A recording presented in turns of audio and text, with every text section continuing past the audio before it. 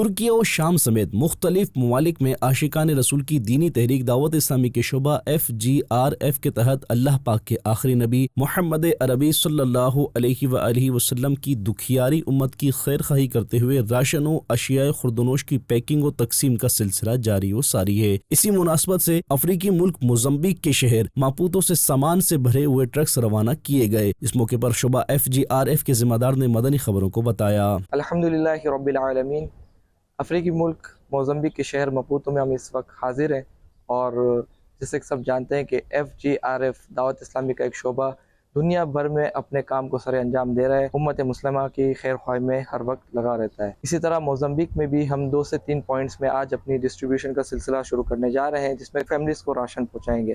آپ سے التجا ہے کہ آپ دنیا میں کہیں بھی ہوں، FGRF اور دعوت اسلامی کا بھرپور ساتھ دیجیے تاکہ یہ کار خیر چلتا رہے اور بڑھتا رہے۔ سامان سے لوڈ ٹرک ماپوتو سٹی کے اطراف مختلف علاقوں کی جانب روانہ کیے گئے، جہاں دعوت اسلامی کے شعبہ FGRF کے ذمہ داران اور دیگر اسلامی بھائیوں نے ماہ رمضان المبارک کی بابرکت ساعتوں میں مقامی عاشقان رسول کے درمیان راشن و اشیاء خوردونوش پر مشتمل پیکٹس تقسیم کیے۔ واضح رہے کہ اس راشن میں آٹا، چاول، تیل، گھی، دالیں، چائے کی پتی سمیت دیگر کھانے پینے کی اشیاء شامل ہیں۔ اپنوں کو خوش کر پاؤں گا دل میں جب یہ ہوتا ہے۔